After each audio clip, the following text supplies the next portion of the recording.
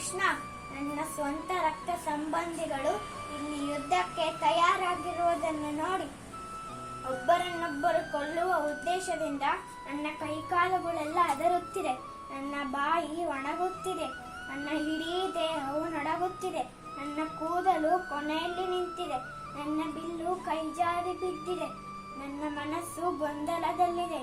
ಇನ್ನು ಮುಂದೆ ನನ್ನನ್ನೇ ನಾನು ಸ್ಥಿರಿಯಾಗಿ ಹಿಡಿಯಲು ನನಗೇ ಸಾಧ್ಯವಾಗುತ್ತಿಲ್ಲ.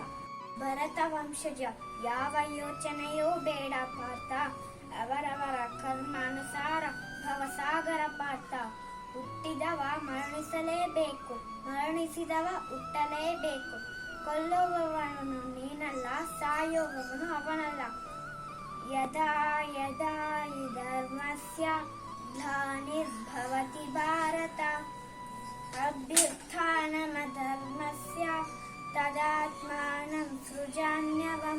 ಪರಿತ್ರಾಣಾಯ ಸಾಧೂನಾಂ ವಿನಾಶಾಯ ದುಷ್ಕೃತಂ ಧರ್ಮ ಸಂಸ್ಥಾಪನಾರ್ಥಾಯ ಸಂಭವಾಮಿ